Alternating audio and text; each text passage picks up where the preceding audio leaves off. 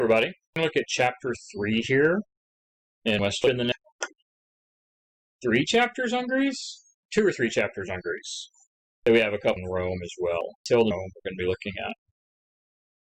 Alright, see, so this is a Greek versus a Persian soldier. That's significant in this time period, Greeks versus the Persians, Persian War, all of that.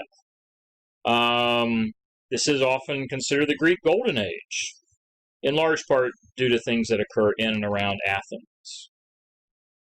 A weird irony, though, of this Golden Age, this period of affluence, discovery, art, literature, is that the Greeks are in constant warfare. Some argue that this period of continual warfare and violence, people needed to find an alternative, an outlet, other than to sort of take their mind off the warfare and the violence, and to maybe have hope for a better future, or keep themselves sane, or to fight the fear of constant bloodshed. And therefore the culture is created. But yeah, this is perhaps the most cultural period in early Greek history, perhaps. Pretty interesting. The Greek, which is here with the weapon and the shield, and then of course the Persian fully clothed too. So section 1 of this chapter is really covers the years 500 to 479. And I'm not going to spend time on it. It's the Persian War. You can read about it. We have other things to cover in this chapter. But to give you a very brief rundown of it, lots of chaos was occurring around Athens around the 500s. At one point, they actually asked the Persians for help. The Persians offered help. Some Athenian ambassadors said that Athens would submit to Persia. The Athenian government said no. Some Greek cities, Athens defends some Greek cities, not allowing Persia victory. They defeat Persia. Persia's pushed back. Persia comes a second time. We see another war closer to the 480s. We see another part of basically the Second Persian War. And in that, we see Xerxes came the first time. The second time, it's Darius coming the second time.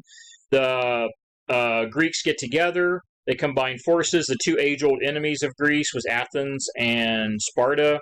Athens and Sparta get together, work together, and eventually defeat the Persians again, creating an alliance between the Athenians and the Spartans.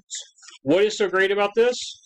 This is a Greek peoples which had spent centuries fighting amongst themselves over land and territory and resources, that finally, when push came to shove and a greater, more powerful enemy, Persia, which was maybe the most powerful empire in the world at the time, they combined their energies and their abilities together to fight off this common enemy, which showed that at the end of the day, the Greeks were able to put aside their rivalries to work together, which is one of the things that helps us here in this Golden Age. Because had the Greeks not worked, would have probably conquered Greece. They'd already conquered some parts of Greece over in Ionia, which is Asia Minor, which is actually in Asia. Had they been able to, they would have conquered all of Greece, possibly. So it does speak a lot to how the Greeks were able to work together to defeat a common enemy. The big winner, though, in all the Persian wars, don't get me wrong, at one point Athens loses, at one point Athens is partly burned by Persia. But when it's all said and done, Athens seems to benefit the most, have the most power, authority, dominance, and money when it's all over. Good for Athens. All right, so we'll continue. I went and had dinner. It was pretty good. So let's continue. Athenian confidence in the Golden Age, 478 to 431. So about, what is this, about 47 years we're going to be looking at here. Establishment of the Athenian Empire. Again, the whole Persian invasion, even though Athens probably took the brunt of the attack, they also benefited most from it. The glory, the power they got, the trade routes they got access to, it really helped Athens. So after working together, both Sparta and Athens formed separate alliances. Not necessarily enemies, but more competitors, really. They formed alliances with other city-states to strengthen their positions against each other. Sparta had the superior infantry, that's the soldiers, the ground soldiers, the hoplites with the shields and the spears. They led the Peloponnesian League. Their city was based on the Peloponnesus. The Peloponnesus is that peninsula at the end of Greece, which sort of looks like an island, but it's a peninsula. That's the Peloponnesus. Athens, which had a superior navy, formed the Delian League. The Delian League both were eventually considered empires. Both came to conquer and dominate neighboring Greek city-states. So both eventually would be what we call empires. They both had assemblies, which supposedly allowed every city-state involved to actually help determine policy. But in reality, in almost both cases, Athens and Sparta, respectively, dominated both of their leagues and came to make most of the decisions. Even though it was nominally, at least supposedly, supposed to be more democratic than that, more representative than that, the reality was a little bit different. The Delian League's city-states, this is of Athens, they were obliged to pay for the warships. Basically, this is their tax payment. Either they could pay in gold, or they could actually build ships and then give them to Athens. Increasingly, these ships were manned by Athenians or Athenian laborers, which eventually gives almost all power in the league to the Athenians. They owned the ships, they controlled the ships, they manned the ships. Therefore, the power of the league was in their naval superiority. And since Athens controlled most of the ships, that meant pretty much all the power was in the hands of Athens. So even though initially the Delian League was supposed to be a democratic alliance for collective security among multiple city-states with Athens leading, it actually became an Athenian empire pretty quickly, within just a matter of years.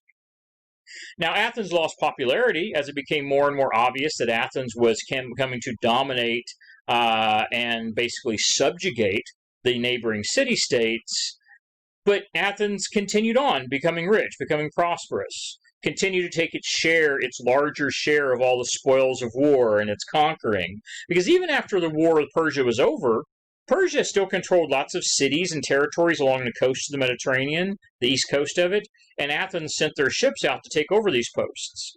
So as Athenians conquered trade posts and took over trade routes, they came to dominate the trade routes, and they came to subjugate these other cities and make them subservient, not necessarily to the Delian League, but these other cities became subservient to Athens.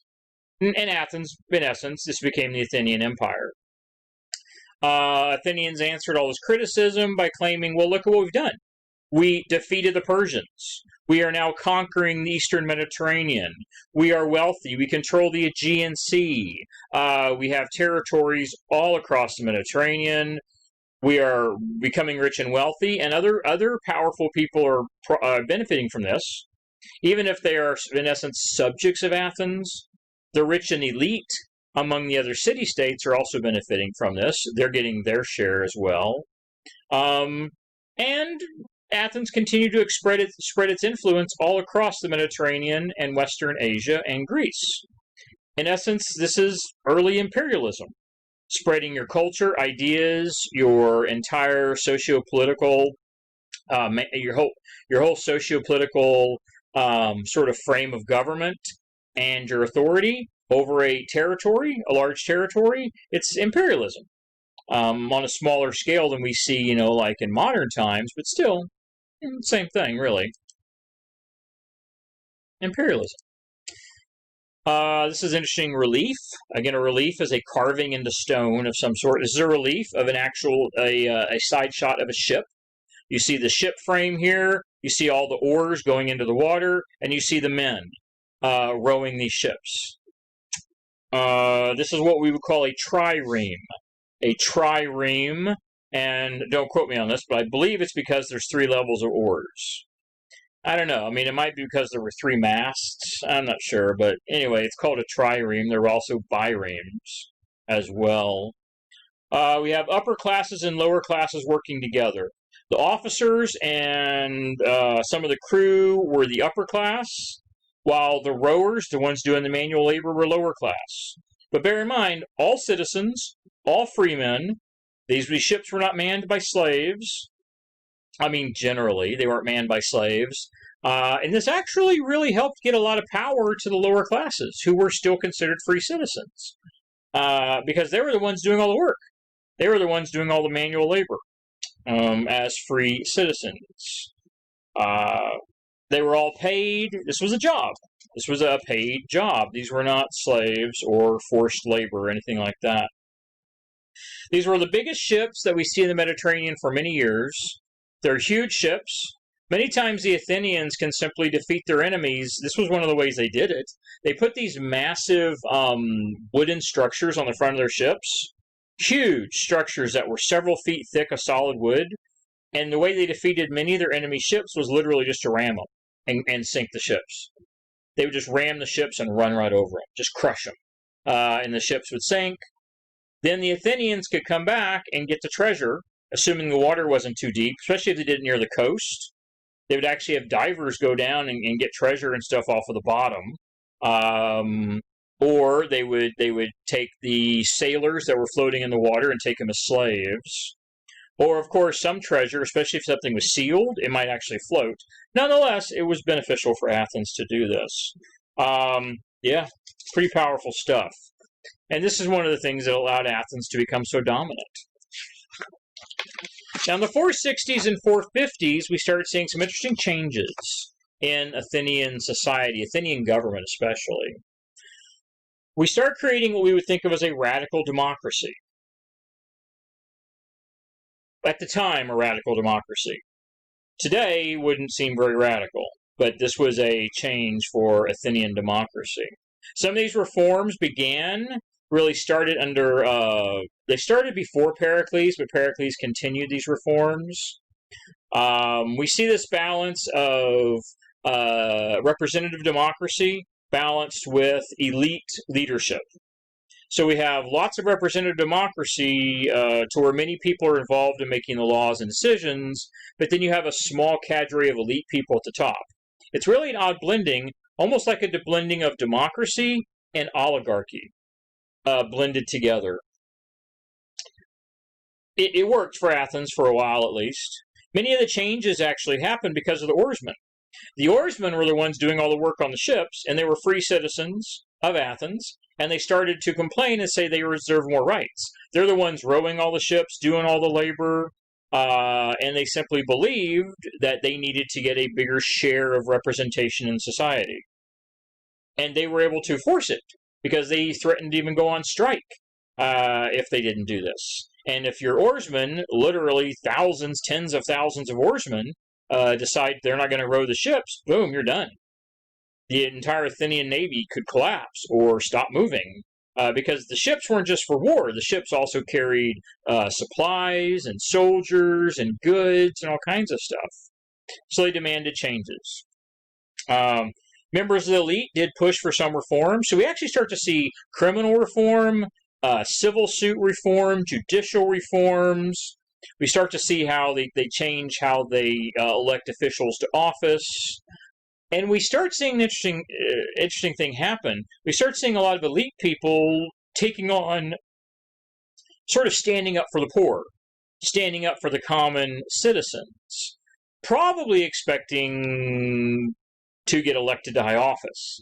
We actually have a name for this in modern politics. It's called an interest. It's called building an interest. Basically, you do things for the poor common people, regular Joe and Jane citizen, and in return, Joe and Jane citizen elect you into office. It's building up an interest. This is often the way politics has worked until maybe the most modern times. Today, politics is, when we're talking about tens and hundreds of millions of votes, it doesn't quite work this way. But still, on the local level, it works like this. Local politicians, city council, and stuff like this, you get people to vote for you, basically going out and doing favors for them, shaking hands, making promises. And this is what politicians thought this as a way to get political power. They'll befriend all the common, regular citizens, and they'll elect them in office. Interesting way to do it. Very interesting, speaking out for the masses like this. But again, it's self-serving. It's always self-serving. Pericles became Golden Age at Athens' probably most dominant politician, most well-known politician. He creates reforms to democratize the judicial system. He actually creates reforms to give pay for many political jobs. What's this matter? Well, before, many political positions were voluntary. It was sort of your responsibility to the state to hold a political office to help the people. Well, now that they're more paid jobs, that means more regular people can do it. Because a regular person has a job, can't give up his or her job. Well, sorry, I wish it was his or her, but his job. Can't give up his job to be a politician for no money. So most common people couldn't do it. Therefore, most politicians, most people that were in government were rich. So this allows more common people to get into government, which makes him very popular with common people. This radical democracy also tries to balance these goals of participation by as many ordinary citizens as possible. Of course, it's male citizens. And also selective leadership of the elite. And this does create the system of basically most government offices are regular folks, but there's still an elite oligarchy at the top that have some of the highest level positions and get to make some of the most important decisions as well. We start a random lottery of citizens, which helps get people into the government, random lottery of people, to where people are actually just given a job. Literally, they draw your name, however they do it, and they knock on your door and say, "Hi, Joe, guess what? You've now been elected to position so-and-so. You're in the government. Show up tomorrow, or, show up next week or whatever, and you have a job in the government." Yeah. Very interesting stuff, how this worked. But they also established term limits, which allow more of a rotation of political offices instead of having one person just staying in that same job forever. Shared power, the pay I already mentioned. Also, Pericles introduced some laws that are supposed to treat everybody equally. Whether you're common or rich, it doesn't matter. Everyone should be treated fair under the law. Quite interesting. Now, to achieve this goal of elite leadership, because they still wanted a handful of elite people at the top, who were like career politicians, we see these highest officials often referred to as a general. Don't confuse that with our military general, because these were not necessarily military positions. These were politicians, but they referred to him as a general. They were elected, they were unpaid, which basically meant to be a general, part of that oligarchy, meant you had to be rich and wealthy.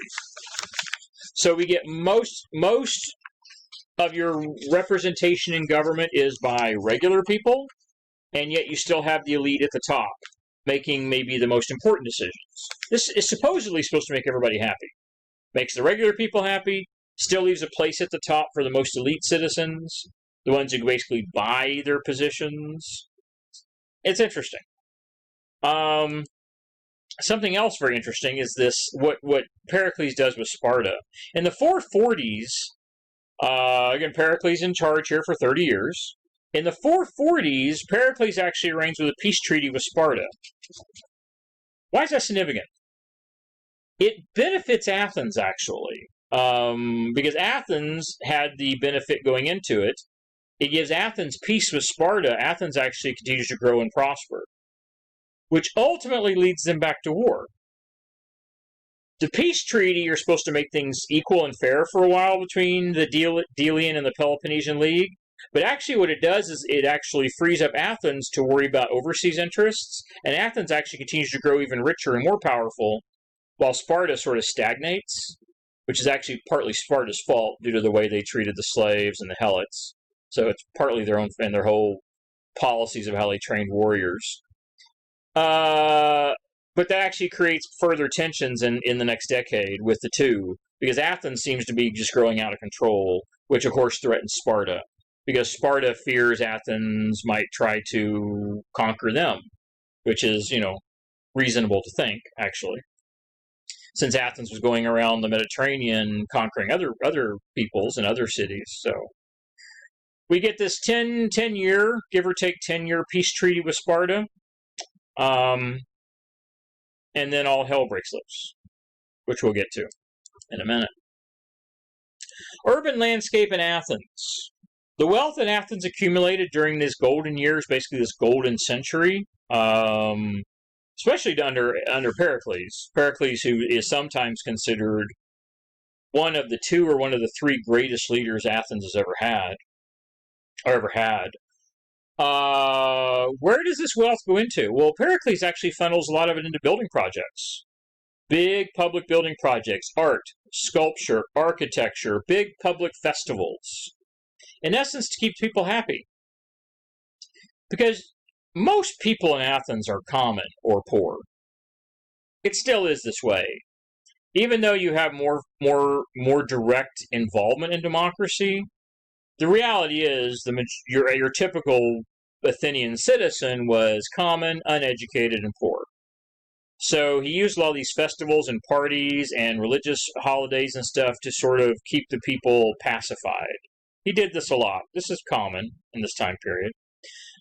Generals, though, who went off and led military campaigns would come back. They'd be successful. They'd use their wealth to beautify, fortify the city, landscaping projects, exercise tracks, and stoas.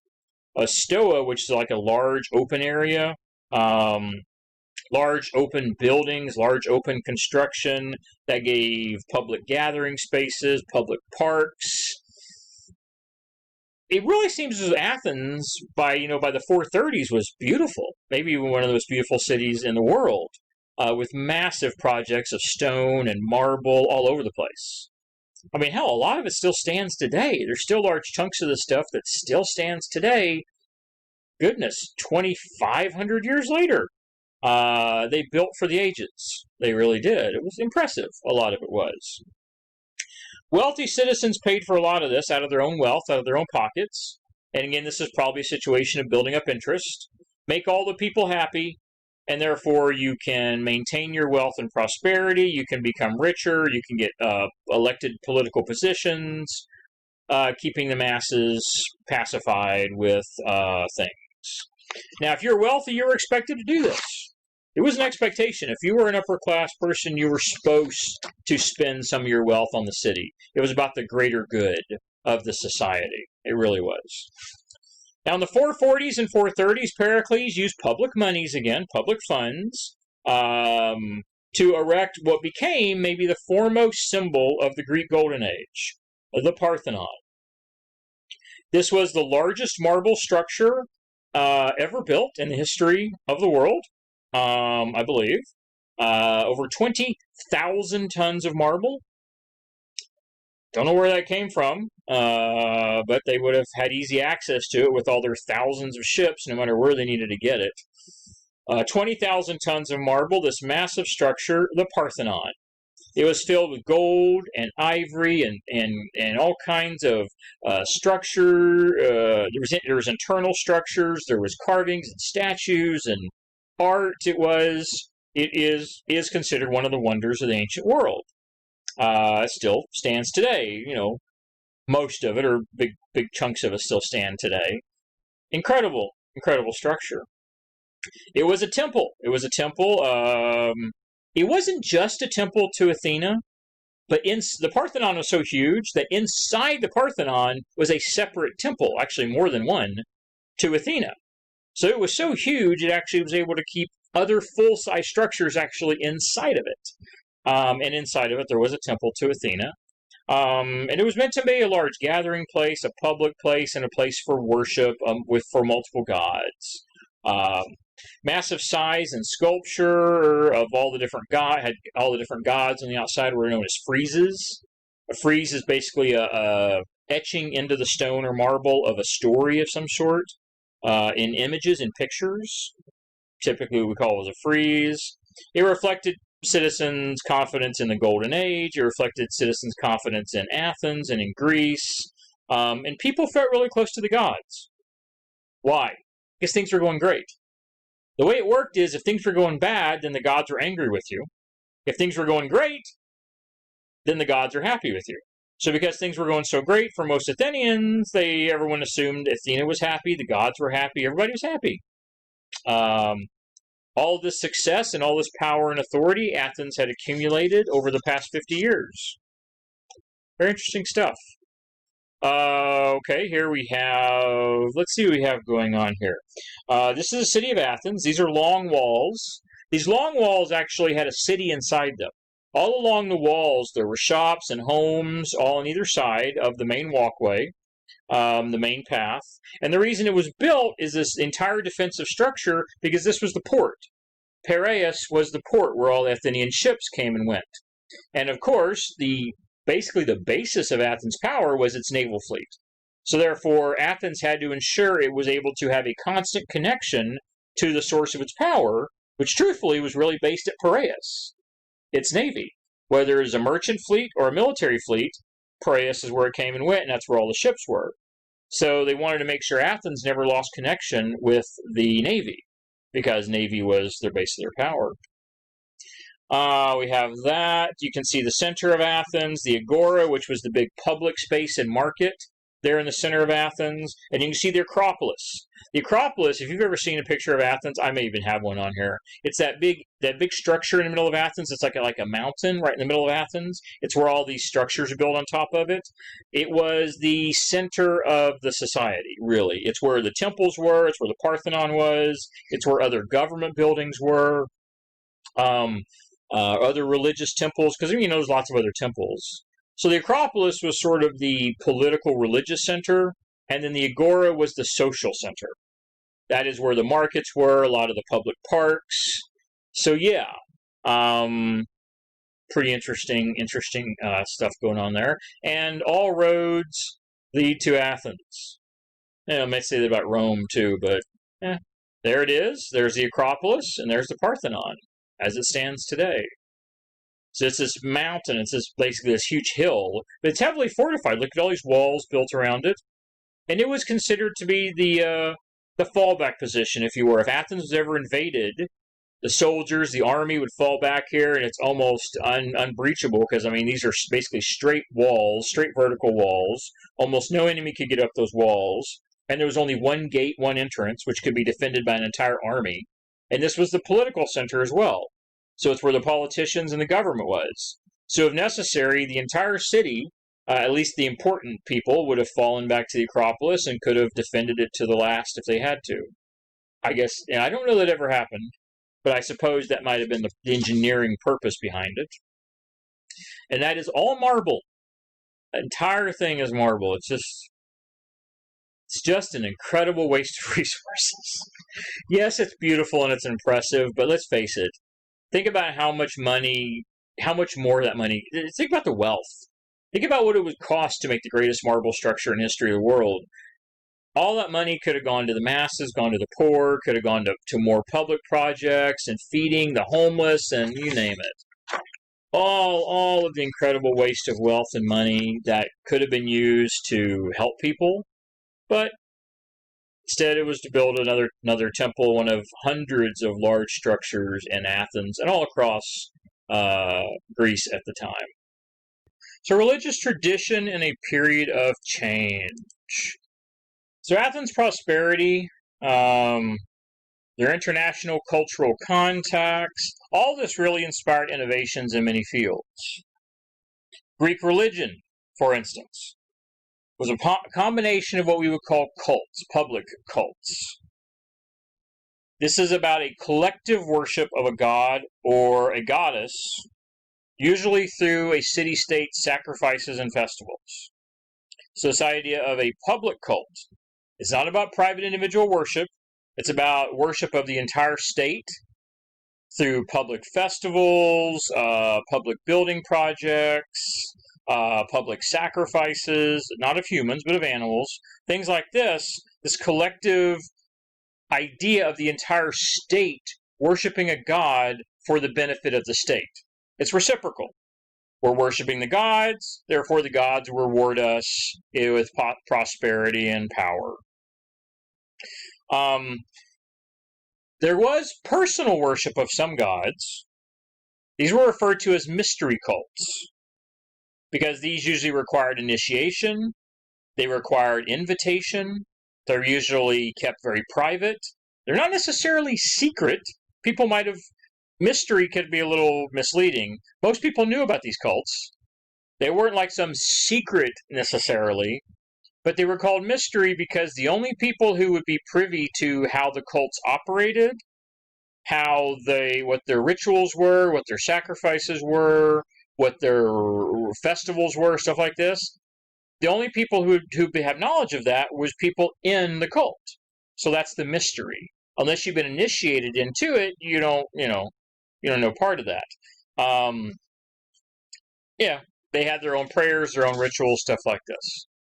So, half of it was public worship, half of it was personal worship. You could participate in all. There was even some expectation to participate in all.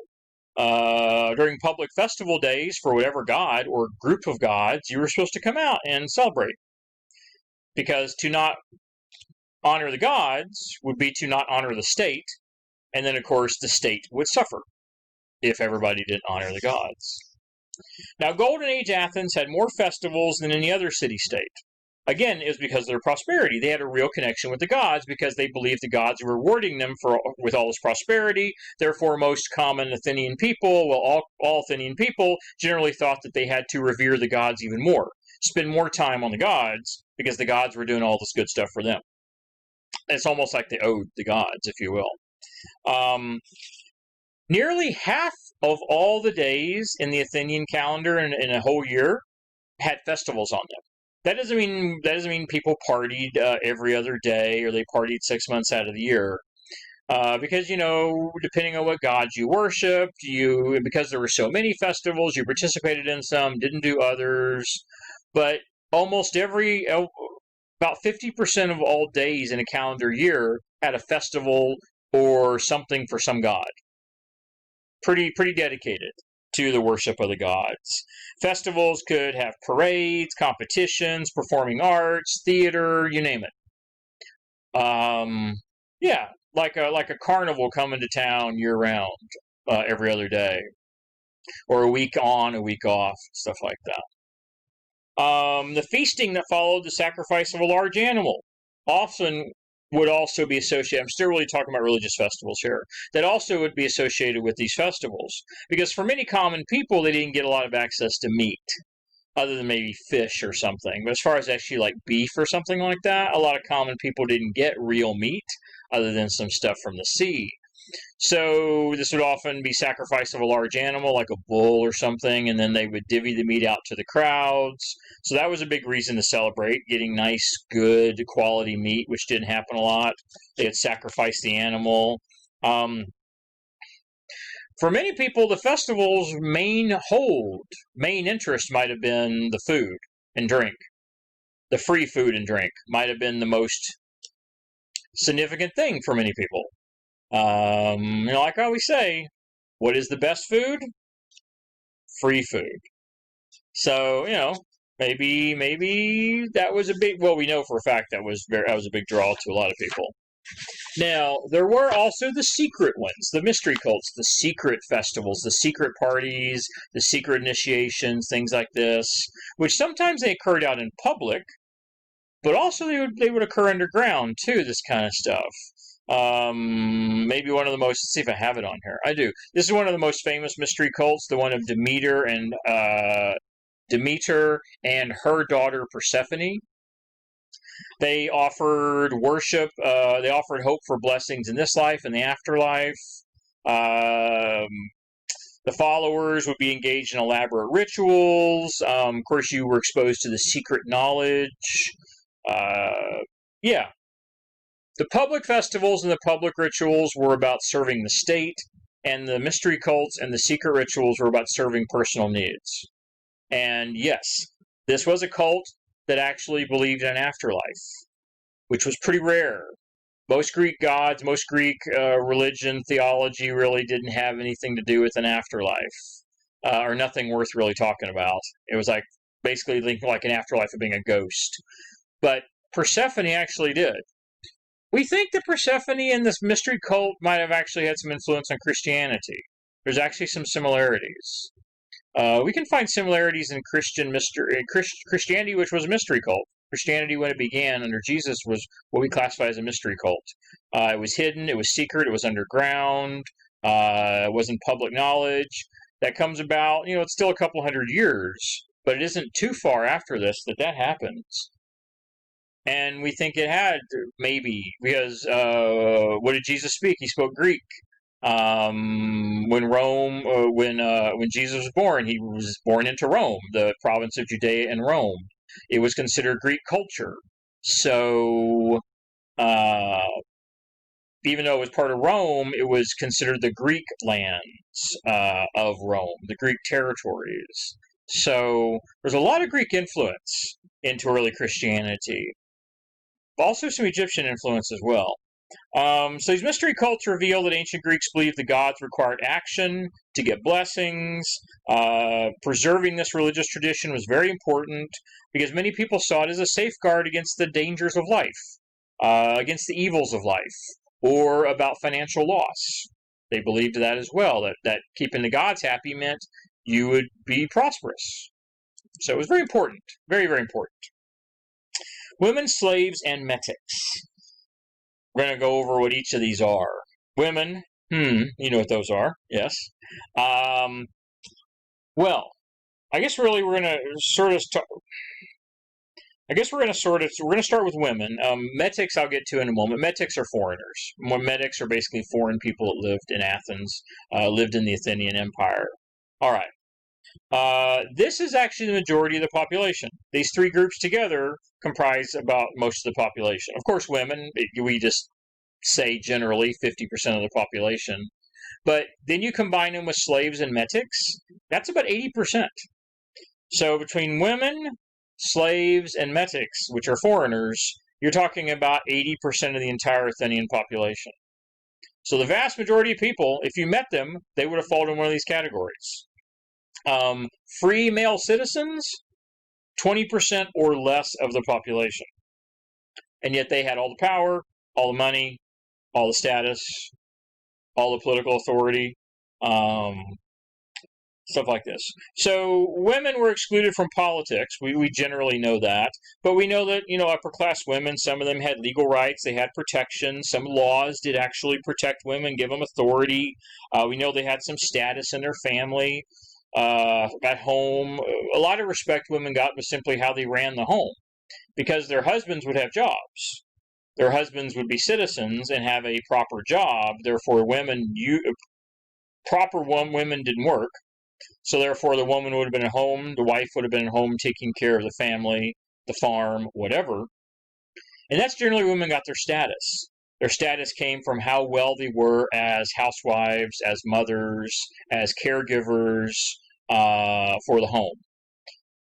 Through most of world history, that is where women's status came from, all the way to modern times. It's come from how good they were as a mother or a wife. That has been women's status for most of world history in pretty much the whole world, with just the exception to that is that's anything different than that is an exception. That isn't necessarily the way men wanted it. It's because the world has been patriarchal since almost the beginning. So women often weren't given an option or a choice. Religion is another place where women could have some status in religion as worshiping or being observant to the gods, or in a few rare cases we see female priests, or I guess we'd say priestesses. We see a few cases where females are priestesses. Also not very common. But it was actually a role in public a woman could have. You could choose to be a priestess in a few of the religions, and then you were in essence married to the gods. You would probably have to be a virgin, or you'd have to be abstinent for the rest of your life, and you would not probably have a family. You would basically be married to the religion. Most women didn't choose that route, but that was an option in some cases for some women. They would be maybe small-scale merchants, local merchants. If it was common, especially in much of the ancient world, for people to have a home and a shop together. Their home, and they might have a home-based business. That was actually the most common form of business until modern times, is your home and your business were connected. So the women might have actually helped with the business. They might have run the shop, or the husband had other type of job somewhere. Women might have made clothing or pottery at home, things like this. Basically small crafts. Prostitution was also a very viable job for women. The best paying and the most independence a woman could get for most of world history was the prostitute. So a lot of women actually chose that role. Obviously, many did not as well. There's obviously slavery and forced prostitution, but there's actually a lot of evidence that women in Greek and Roman society, a lot of women actually chose to be escorts / prostitutes, and it doesn't always mean sex. Sometimes they chose to be escorts and not prostitutes, but there's a lot of evidence women chose that, because it is the best paying job a woman could get, and probably the only real job a woman could get to have full independence was that for most of world history. Primary role of Greek women was for childbearing, and men were expected to respect and support their wives. Women were expected to be partners, mothers. They were supposed to manage the home, manage the property, the personal property, like the farm or the house, and to help the family thrive. Then we will, the hetereas. This was, okay, I'm still on women as wives and mothers. So I'm still on, I'll get to hetereas in a second. Upper class women were expected to avoid contact with other men, other than close family members or close friends. Upper class women were especially protected, even secreted away. There's even evidence that if they had the space available, that many homes of upper class people would actually be divided into the male side and the female side, to where the women pretty much stayed isolated on their own side of the house. These would basically be upper class people that had servants. So servants did all the daily work. The women would be on one side of the house, the men on the other side of the house. So the mother and the daughters would be on one side, the husband and the boys would be on the other side. Women were expected to be sort of sheltered and protected and watched over, which of course resulted in generally oppression and a lack of opportunity for most of these women. Bearing male children was probably a special honor if you did have a male child, because male children were considered the most important as heirs to inherit the wealth or status of the family. Sons could vote, sons could be involved in politics, a lot of jobs only men could have. So it was higher status you were given as a woman if you had boys, like you had any choice. What happens, happens. Let's see, women, even if they lost their husband, their son would probably be the one to represent them legally, politically, if they had to go to court or something. The wife would actually probably send her son if he was old enough, if for some reason her husband had died for whatnot. So the boy was the inheritor. Also, there was no police force. Greece didn't have, police. So who would protect your home in the case of violence? You want more boys for this kind of thing. So now we move on to hetereas. This is women who actually chose to be basically, again, this isn't necessarily prostitutes. Hetereas were probably more like escorts. They were often better educated, more independent. They made a lot more money. It's not going to say they were respected, because to be a truly respected Greek woman, you had to be married with family. But these women might trade that kind of respect for independence, freedom, and financial prosperity, which they could enjoy without having families. And some women simply don't want to have kids. And if you don't want to have children, then you're not going to marry. Because if you married, your responsibility is to have children. So this might be a viable option for women who don't want to have families. And again, hetereas sometimes could be classified as prostitutes, but they weren't really the official definition. They really weren't required to have sex. They were more companions, more like a companion. Often, as I say, well educated, probably the best educated of all women. They would go to the, let's see if I have it on here. They'd go to, I don't have it on here. They'd go to the symposiums. The symposia or the symposiums are where men would gather and they would discuss ideas and philosophy and science and art, and they were male only. Women weren't allowed. The early sporting events, competitions like Olympics, male only, women not allowed. The gymnasiums where the men would gather and exercise, relax, go to the spas. They would have sporting events. We're not talking about Olympics here, but just regular everyday sporting activities to exercise, etc. Women weren't allowed. In all cases, hatereia were allowed. Prostitutes were allowed. So all these places where proper women couldn't go because it would be inappropriate, it's a man's world in these places, prostitutes or hetereia could go. So it also gave them access to the whole other part of the world that women were never allowed to be into, but they could be allowed to go there. And yes, sex was sometimes involved. Sometimes these women lived as basically well-paid mistresses as well, because the men were, it was perfectly acceptable for a man to have multiple sexual partners, even married. It was, don't get me wrong, I'm not saying the wives all agreed with this, but as a cultural norm, men could have sex with pretty much anyone they wanted, as long as it wasn't another wife.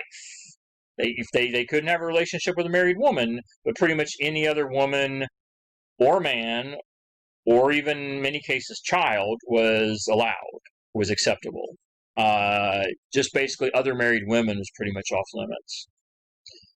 Slaves. Slaves were huge. At one point, it's thought that Athens, maybe 25% of the entire Athenian population. I think I have that in my notes here. Oh, I don't see it right here, but I think that number's, I'm sorry. 40%. Yeah, 40%. About 40% of Athens' population were slaves. 2 out of every 5 people were slaves in Athens. Yeah, huge part of the population. So slaves had no rights. Slaves could be individually owned or owned by the state. They could be owned by the temples. They could be owned by the priests. Anyone could own slaves. Athens constantly was involved in overseas trade, and all through human history, one of the most common commodities traded in along trade routes was slaves. Slaves are a commodity you're likely to find just as likely as gold, ivory, silver, or weapons. You're likely to find slaves. Remember, this has nothing to do with gender, male or female, doesn't matter. Age doesn't matter. It could be young or old. And it has nothing to do with skin color. This has nothing to do with that. Slaves were taken as prisoners of war, as criminal punishment. Slaves were taken if you couldn't pay your debts. Sometimes people voluntarily sold themselves into slavery, especially if they were poor, because you had a responsibility towards a slave. You had to feed, clothe, shelter them, and give them maybe even medical care.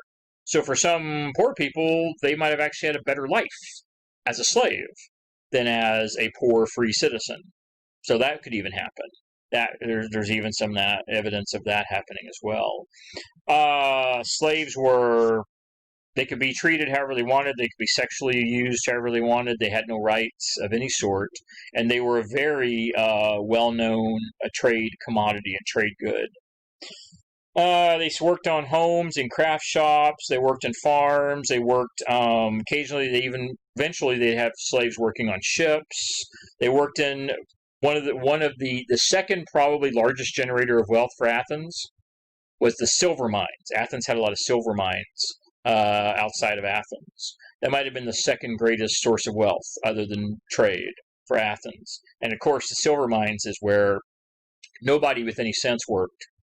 Mortality rates, no one knows how long people lived in the silver mines, but even in modern times, for instance, the silver mines in Mexico, when the European, Spanish and Portuguese invaded the Americas and basically enslaved all the Mexican peoples and put them in silver mines, life expectancy in those silver mines was thought to be 3 years. That's in modern times. Who knows what it was back then? But yeah, a couple years. So no one in their right mind would volunteer to want to be in the silver mines. but it was one of Athens' greatest source of wealth. And of course, then you have the Metics, which were a huge population as well, all the foreigners, all the foreign people that would come. Athens was an international trade port. It was an international place where people came from Europe, Africa, and Asia. It was well known. There's writings about Athens that we can find in China. Some, goodness, 8,000 miles away? There's writings in China that actually talk about this place in this, that people who've studied it have come to believe they're talking about Athens.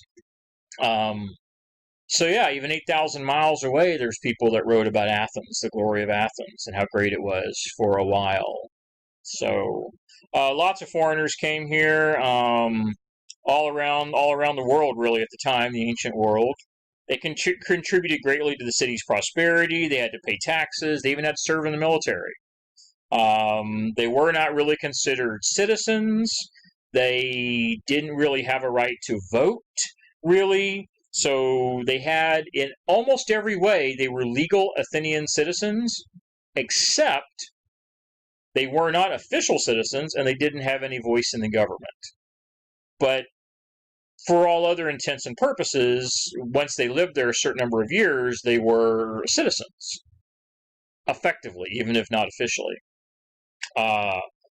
Yeah, I mean, if you have to serve in the military and pay taxes, I mean, you're basically a citizen.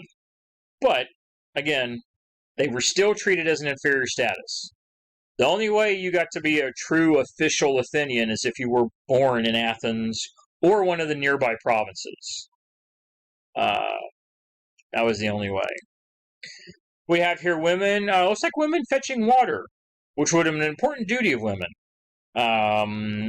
Most homes didn't have any such thing as running water. Think how much water you use in a day. Every time you go to the bathroom, every time you go to the kitchen, go to the sink, go wash your hands. The amount of water we use is pretty crazy. So only the richest would have actually had a water source in their homes. So you would have had to have gone to a local water source to get your water, and you might literally spend the whole day taking 3, 4, 5, 6 trips back and forth getting water. If you were wealthy, you'd have servants doing it, but if you were a regular woman, a regular citizen, you had to do a lot of it yourself. So an important duty of women is simply collecting water for the home, for cooking, for cleaning, all these kinds of things. This really gives you an idea. This is around the 500s. This is probably circa 500. I think, oh, there it is. It says 520, give or take 520 B.C.E. So, yeah, it's beautiful. I mean, it's beautiful artwork.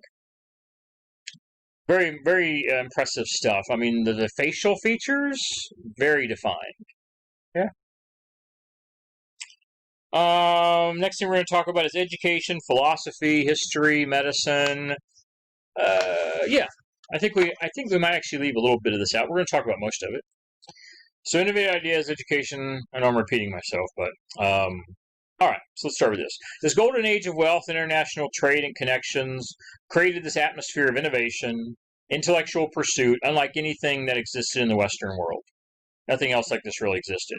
Education and philosophy perhaps provided the most heated tension between innovation and tradition in Golden Age Athens. So, this atmosphere of innovation and intellectual pursuit, unlike anything else we'd ever seen in the Western world up to this point. Education and philosophy were probably the two biggest pivot points, really between innovation, which is modern and new, and tradition, which is old and traditional and very widely believed. So basically we're looking at the new versus the old, the modern versus the traditional. And education and philosophy were probably the two biggest pivot points here. A lot of this challenged traditional beliefs and traditional religious authority. All right, now formal education for boys typically came from a private teacher. This usually would have only happened for the more well-off families.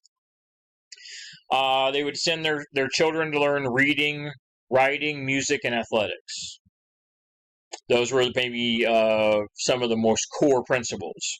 Reading, writing, music, and athletics. Not science, no such thing as science. Mathematics, not really yet. This kind of stuff is all sort of new. And philosophy, all this is new. All this kind of stuff is new. Boys would train for athletics, military service, in the public gymnasia, which was really a training grounds or an exercise ground, depending on how you looked at it. This is outside, and like we think like gymnasium today is an indoor thing. The gymnasium was an open outdoor exercise training field. That's what it would have been back in the time. Young girls might have been instructed as well by wealthy. If they were part of a wealthy family, young girls might have got some instruction in the basics of reading, writing, this kind of stuff. Some very basic math, very basic type of math. All things that would be necessary for a girl to help run a household as a wife or a mother. Poor common people didn't get any of this, which was the vast majority of people. No education for boys or girls. Your job from the earliest age, by the time you were 8 or 10 years old, would be to learn a trade. And typically you would learn a trade of your father, whatever your father's trade was. Or you'd be apprenticed out to someone else to learn a trade there, which was practically slave labor, really. Yeah. And girls really were trained how to run a home. Even if they weren't given official education, they were trained how to grow up and be a mother or a wife of the home, generally by doing the same thing their mother did. Caregiver, nurturing, things like this. You would observe your elders, you would watch what your elders did, male or female, and your job was to basically imitate them. To do whatever your parents, or if you were, say, an apprentice, whoever you were apprenticed to, follow in their footsteps, do what they do, say what they say, don't talk unless spoken to. Yeah. It was a pretty harsh life for children, actually.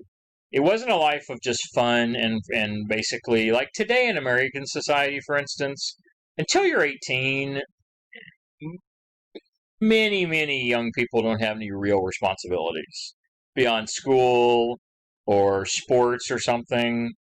It's very common for people to not really have a job till they're 18 years old, and even then, let's face it, I was there. A lot of 18-year-olds don't really take their job seriously. We grow up much later in our society. We live a lot longer too, of course. Life expectancy is almost 80 on average. Life expectancy back then was in the 30s and 40s on average. So we live almost twice as long on average. So we grow up a lot later.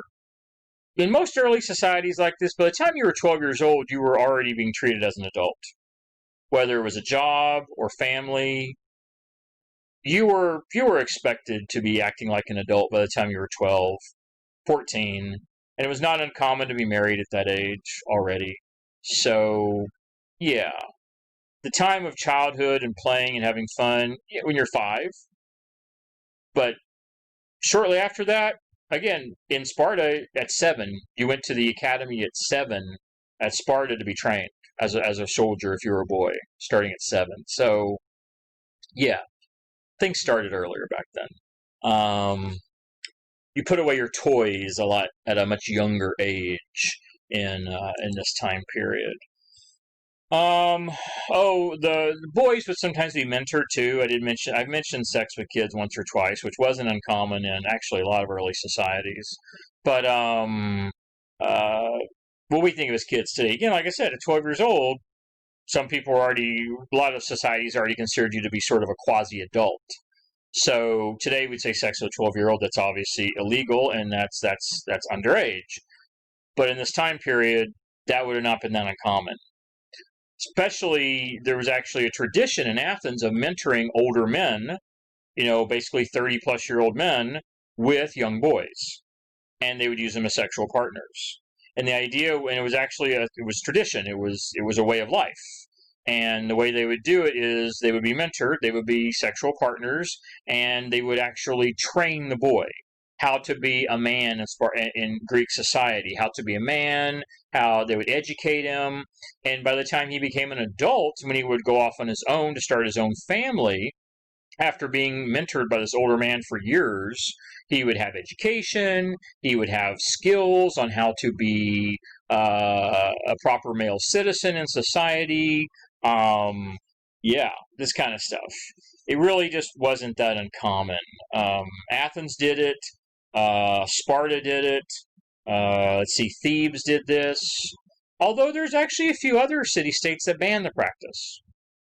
But, the two that we really spend most of our time talking about, Athens and Sparta, both approved the practice. We don't know how widespread it was, but it's written about quite a bit. So we think it was not an uncommon practice among the elite, among the upper classes, to do this. It's hard to imagine, to even fathom giving away your little child. Anyway, things were different thousands of years ago. So, nonetheless, democracy became more radical, persuasive speech became very important, and many young people would actually pay, or many families would pay their young people, differently. Many families would pay to have their young people, their children, taught by these professional teachers, which is what we usually refer to as these sophists. These are professional, basically it's like a teacher that would come to your home. It would be a live-in mentor, a live-in tutor, and they would do this, these professional teachers, to instruct them. It wasn't uncommon to offend people with this new innovative teaching, which this is innovation. This is the new stuff. This innovative teaching about law and philosophy and religion and society. And the sophists often espoused these new views, which was seen very, very controversial by a lot of people. A lot of the times these sophists became what we would call philosophers. And these philosophers often offended traditional religious belief, because some of them would actually go so far as to question the existence of the gods. Some cases, doing something like that could get you executed. So it was risky. But some did do this. They would also question, they would sort of question the existence of supernatural phenomena. They would question the existence of spirits and spiritualism and ghosts and the afterlife and the underworld and things like this. They would question that any of it was real. The argument was often, if I can't see it, I don't believe it. I need to actually see it. This is really the beginnings of what we start to call like this natural philosophy, which really is the underpinnings of science. The beginnings of science here.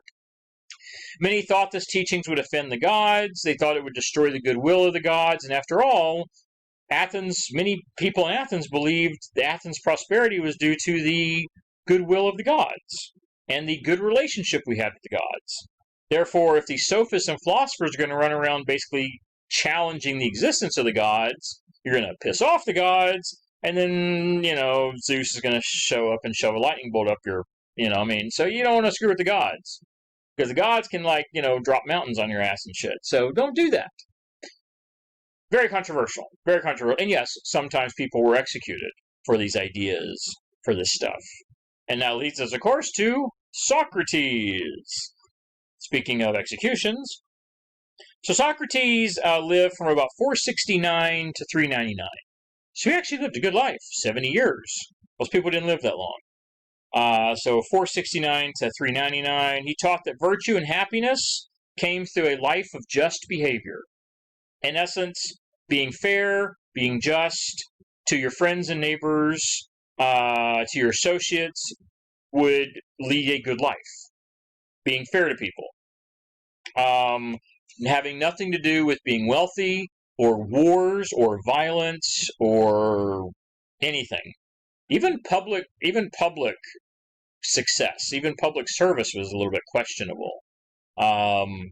Because in his view, most people that did public service did it for self-serving reasons, which I think is pretty obvious. Most did. Most did public service hoping to get rewards from it. A job, career, attention, honors, whatever. So he believed even public service was flawed. Most people didn't do it for the right reason, which was to serve the public and gain nothing, which isn't the case. It still today isn't the case. Most public servants today gain a lot, even the honest ones. There's a lot to be gained from public service. So he even questioned public service among most people. So unlike the sophists, Socrates, he didn't charge students. He didn't charge for instruction. He instead was there's a word for this, and I can't think of it off the top of my head. I don't think I have it in my notes. what he did is he walked around and taught that way. He'd actually walk around Athens, walk around the open spaces, and students would just follow him, and he would just talk. He would just talk for all day long, talk for hours. He'd sit and rest, and he would talk, and basically he just discussed openly all these ideas, and people would ask questions. He would take questions right there. It was like an all-day ongoing lecture. And if you wanted to listen and you wanted to participate in his lecture, you simply had to find him wherever he was and follow him around all day. And you would learn everything, that he was teaching. And that was the way he did it. And debates. He was a big debater. Very good at debates. Probably got him into trouble. He didn't directly instruct in many ways. What he did is he would give out information and then let people draw their own conclusions. He would make statements. He would, almost like talking to himself, only out loud, knowing people were listening to him.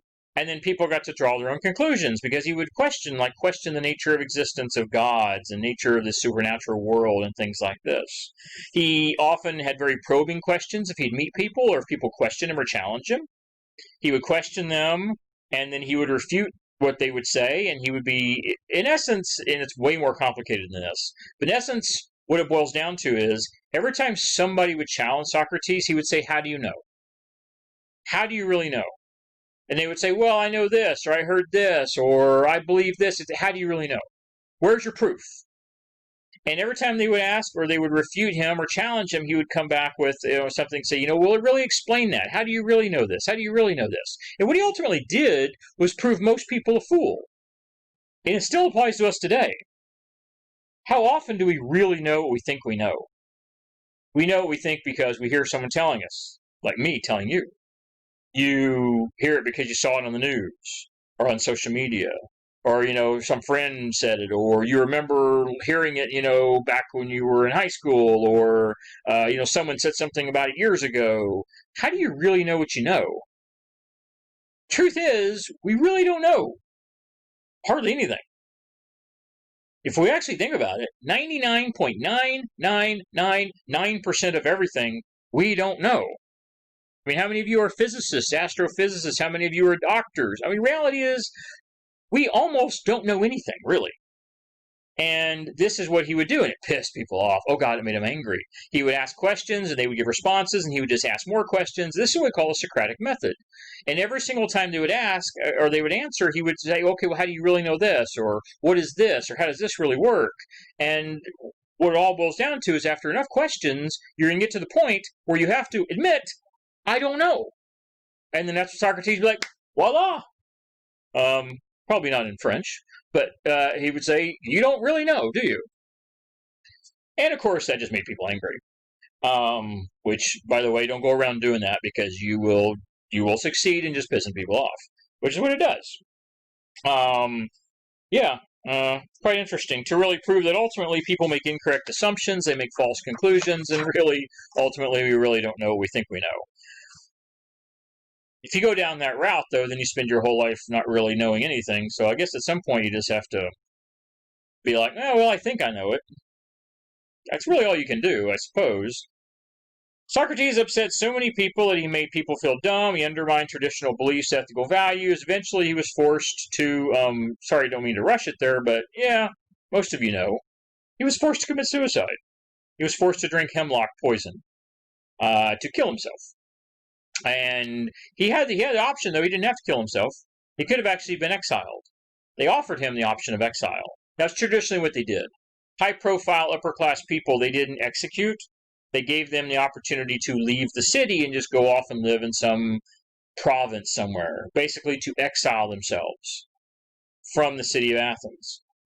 Socrates preferred to die for his beliefs than to go off and just fade away into nothingness in some little small village out in the middle of the countryside somewhere, which he could have done. So he drank poison and killed himself. It was that or exile. He chose to die for his beliefs. Now, many people are willing to do that. Let's switch to medicine a little bit. Switching gears. Most of you have probably heard of the Hippocratic Oath. This is the oath medical professionals, doctors take to, in essence, you've heard this term, do no harm. That's what doctors are supposed to take this oath, and I'm sure it's more complicated than that, but basically that's what it is. I'm going to help people and not hurt people. This Hippocratic Oath is named after Hippocrates, the father of medicine.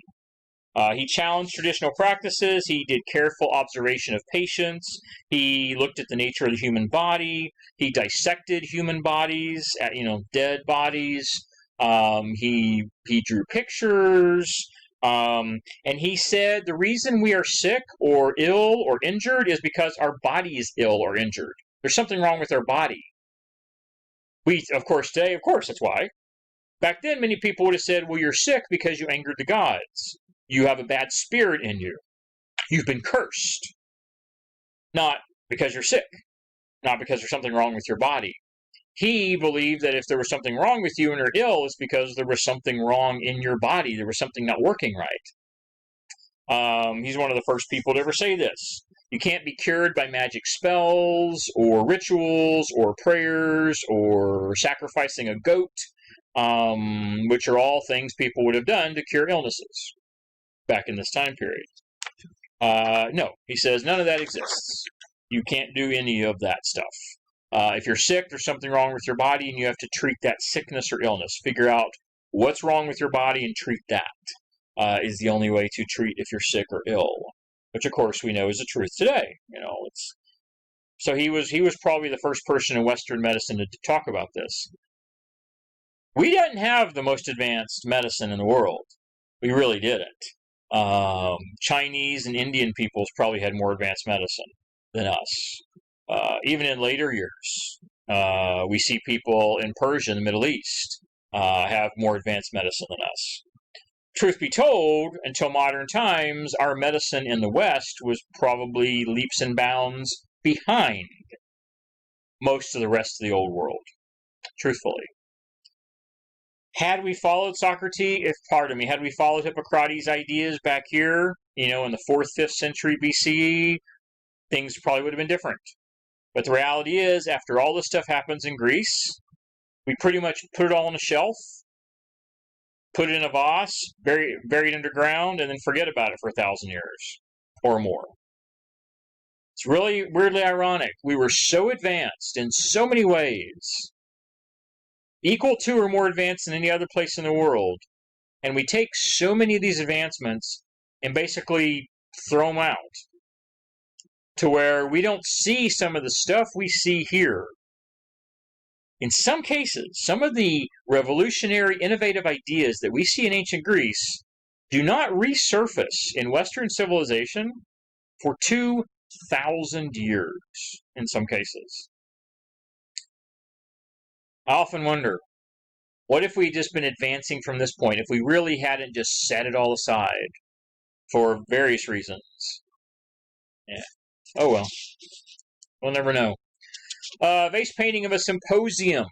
This is a symposium where the men would gather and discuss and talk and play music and eat and socialize. And as you can see, the only woman that's present is the one in the middle who's totally naked. A proper woman wouldn't be totally naked. She would have at least her lower body clothed. So the fact that she's completely naked, you can see the private area and the privates. You can see her breasts. That indicates that she is probably a heterea or a prostitute. Probably a prostitute, actually, because hetereas might have actually been clothed. So certainly a woman there who is not a wife. She's not a wife of any of these guys. The guys are having a good old time, partying, drinking. The symposia was really supposed to be this intellectual pursuit of the meeting of the minds. They were supposed to discuss important topics. There's a lot of evidence that a lot of times it simply devolved into quasi-orgies. With lots of sex, prostitutes. They were framed as these more intellectual things, but reality is we think the men often used them as excuses to basically just party and have a good time, away from their wives and families. When, of course, prostitutes were welcome, for obvious reasons. Drinking, conversation, entertainment, prostitutes, we also see interesting there, though, which does mean something. she can play an instrument. So she actually has some skills. She has some training. That would have been common for a woman to be trained with a musical instrument of upper class upbringing or a prostitute, heterea even. A common regular woman probably wouldn't have had training with a musical instrument. A common farmer wife, but upper class women, better off women, Athenian citizen women, prostitutes. Interesting stuff. Really interesting stuff here. All right, let's see what we have next. It's beautiful artwork too. I mean, these are amazing. What's interesting to me is almost all this pottery that we find, they're broken into pieces. They're actually in these little bitty pieces, which are known as potsherds. And someone who goes to college for years works in these museums and archives and places, and they spend their years just piecing them together, finding all the pieces, putting them together, basically like a jigsaw puzzle. It takes sometimes years to finish. I don't see any cracks in this at all. I see a few blemishes, but I don't see anything that indicates this was broken into pieces, which could mean a couple things. Either it was actually found in whole, unbroken, which that's possible, I suppose. Pretty uncommon. Or it's a reproduction. This indicates that it's 500 B.C.E. It doesn't say it's a reproduction. Interesting. Maybe the person who put it together did such a good job. Or again, I don't know, perhaps it wasn't broken.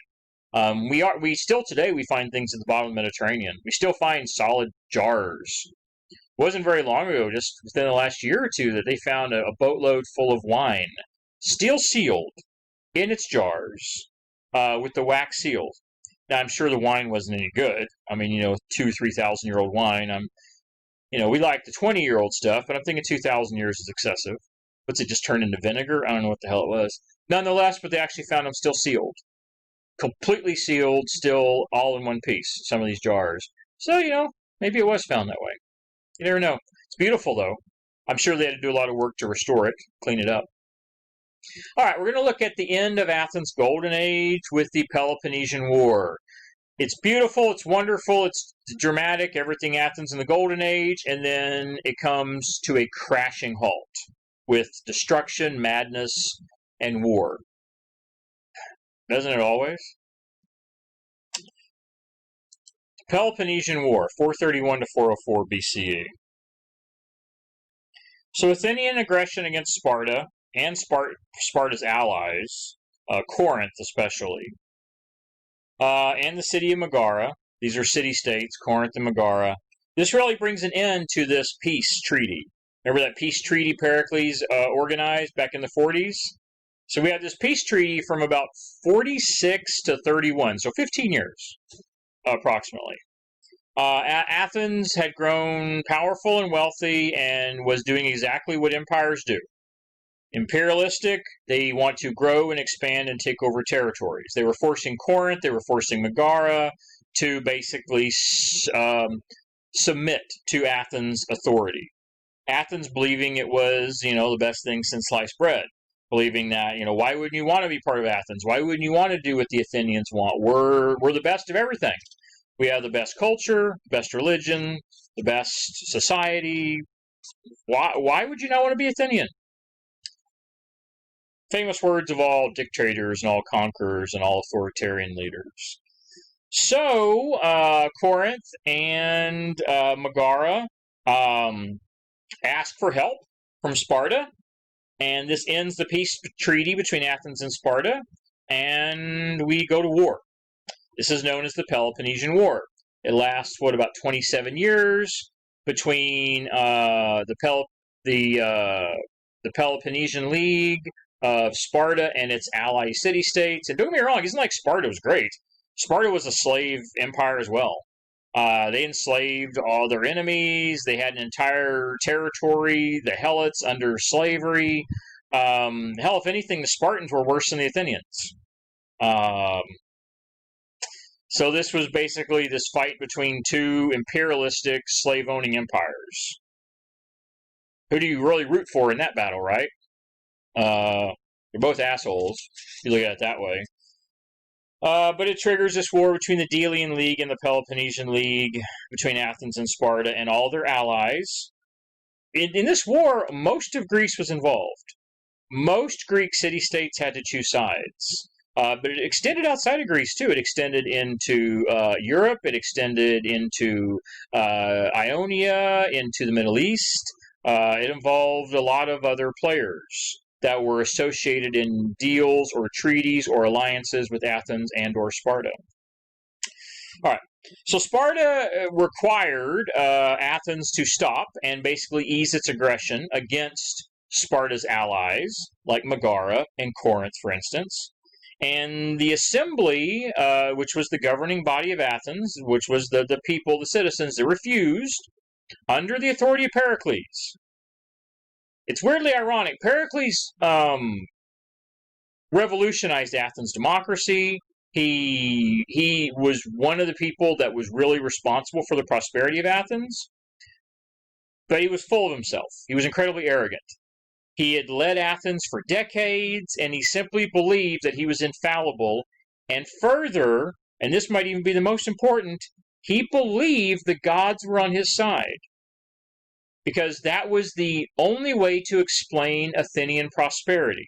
How did Athens become so powerful, so wealthy, so quickly, if not the gods basically fully behind Athenian power? So Pericles was ready to go to war with Sparta, believing that Athens was right because the gods were on Athenian side, as had to be obvious. The first attack is actually launched by Sparta when they invaded Athenian territory in 431 B.C.E. Pericles devised a masterful strategy that historians look at and say would have probably worked. The Athenians had the upper hand here. The Athenians were defending. The defender always has an advantage over an aggressor. The Athenians were defending. Sparta was attacking. Athenians had a much larger navy. They had more allies, a lot more land, and a lot more wealth. This was a war that seemed, on paper, or whatever the hell they wrote on back then, to certainly be the Athenians' way. And had Pericles lived, spoiler, had Pericles lived, Athens would have probably won this. Probably, most likely. Right after the war started, a plague actually struck Athens. Whoa, maybe the gods are mad. And Pericles dies. So, like 2 years into the war or something, Pericles perishes. In Athens, dies of disease or something. Maybe that was your first hint from the gods that you were on the wrong side of this conflict. I don't know. Who knows? He devised this incredible strategy of avoiding land battles because you didn't want to go toe-to-toe with what were still considered the best trained military in Greece, which were the Spartans. They were, again, started at age 7 training. They were the elite military. So you didn't want to go toe-to-toe with the Spartans because you would probably lose. He came up with this whole naval strategy of cutting off Sparta's supply lines, cutting off Sparta's trade routes, maybe doing a naval invasion of Sparta, all kinds of great strategies, which would have probably worked had he not died. The Spartans invade Athens. Athens launches a naval attack to try and defeat Sparta, and Pericles dies in 29. Yeah. I guess the gods weren't all that favorable. Following his death, Athens embarks on a bunch of military campaigns, attacking Sparta with military troops, trying to invade Sicily, which is an island. Where is Sicily? It's sort of off the coast of what is modern-day Italy. They lose most of their fleet trying to invade Sicily, which was an ally of Sparta, a long ways away, but Sicily was a wealthy island. And they were believed to be supplying Sparta with supplies and food and whatnot. And so they tried taking over Sicily. That failed. The fleet was mostly destroyed. Honestly, what's almost surprising about this is that it lasted 30 years. Athens really had one defeat after another. Once Pericles died, whoever it was that took over, or whoever people took over, made multiple mistakes. and the Spartans were able to capitalize on those mistakes over and over.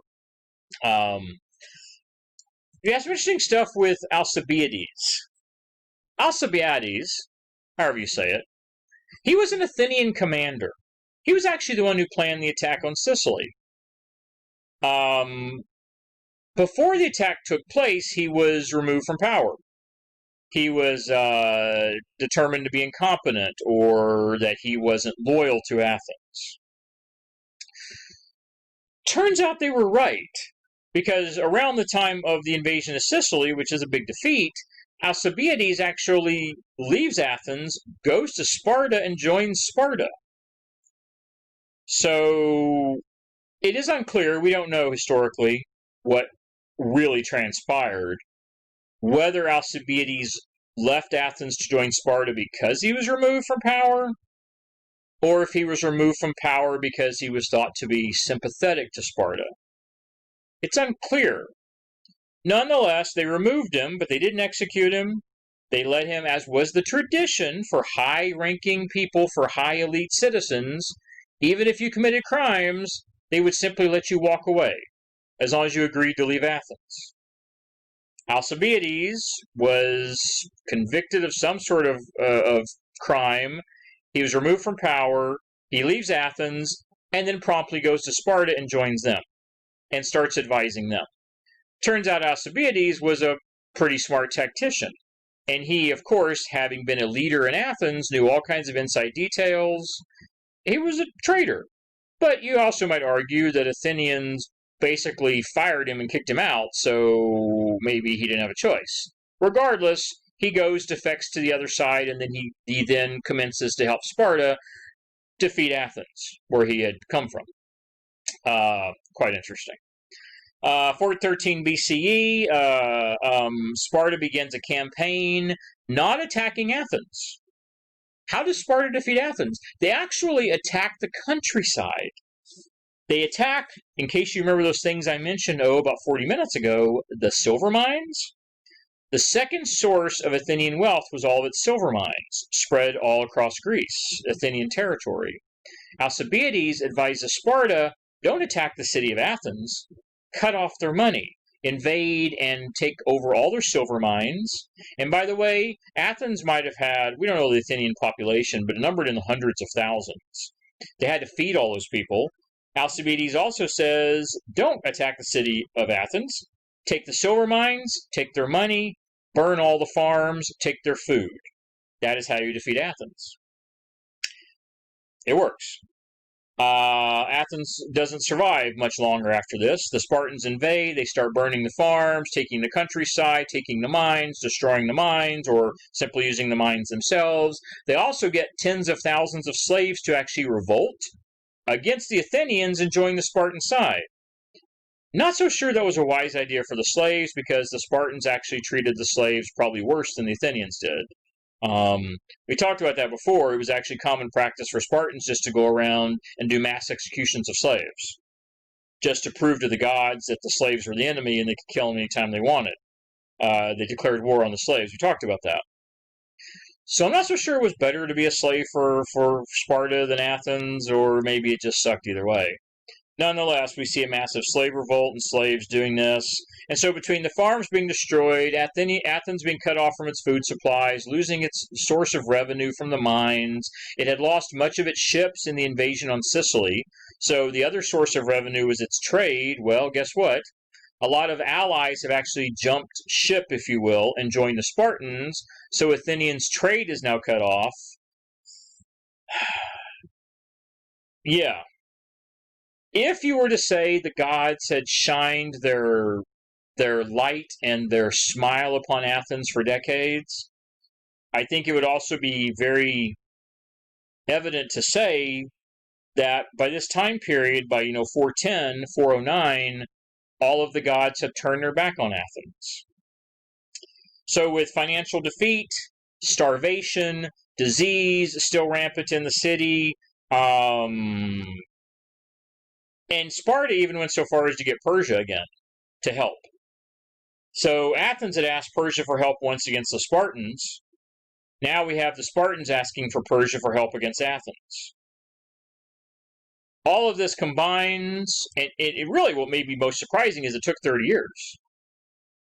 Because by the end of it, Athens was out of food, out of money, most of its ships were destroyed, and still, it took years before Athens was forced to surrender.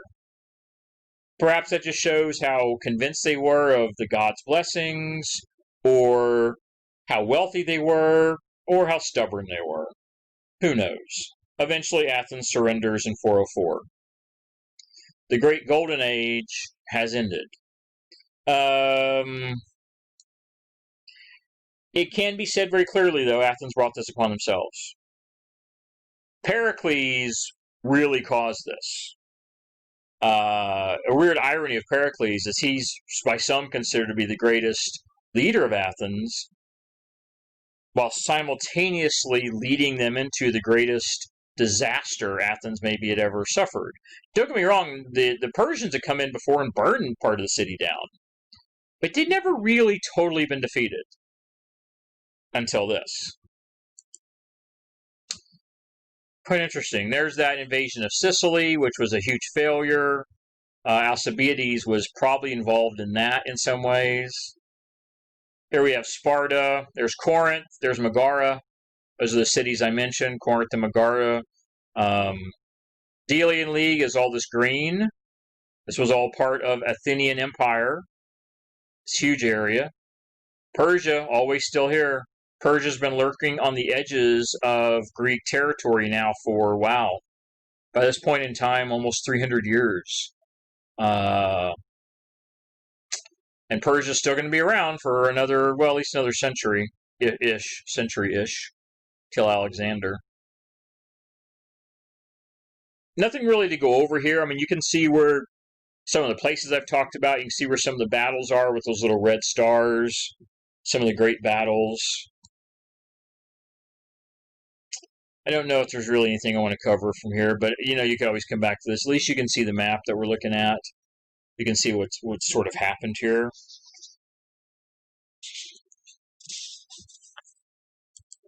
All right. So this is where we'll end the chapter here. So Athens is defeated, and it leads to tyranny and civil war. The Spartans won. They defeated Athens. Now, what they did was interesting. They actually install an anti-democratic oligarchy. Pardon me. Now, an oligarchy had already existed, sort of. But it was an elected, democratically elected oligarchy. This was not. These are what are referred to as the 30 tyrants. This was a small group of elite Athenians that did not believe in democracy. They wanted absolute power. There's always people like that. And Sparta saw it as an opportunity to put people in power that wouldn't care about democracy and would be more interested in simply basically generating wealth and power by working with the Spartans. They take over. It doesn't last too long, though. This is known as the 30 Tyrants, and it rules literally for about a year. About 1 year. Athens had some type of democracy now for, wow, 400 years? Some version of some type of democracy in some capacity for centuries. The Athenian people remembered this. Remember, it's still the same people. Certainly some people died in the war, but most people in Athens are still most people in Athens. And there have been hundreds and hundreds of people, and remember, there was a lottery system, which meant ultimately thousands and thousands of Athenian male citizens had served in the government over the years that were still alive. They knew, they believed in democracy, they believed in a government that at least appeared to care for the people. And so the tyrants only lasted a year before they were actually knocked out of power. They were actually brought out of power, and we see this massive uprising of a democratic resistance that basically overthrew the tyrants. Exiled them from the city, executed some of them, and it was this massive democratic revolution which pushed the tyrants out of the city. Once the Spartans retreated, and the tyrants were in power. It only lasted approximately a year, give or take, before it was done. Now, democracy returns to Athens, although it's not quite as good as Pericles. It's not as fully functioning democracy as existed during the golden years, but it does return in a form.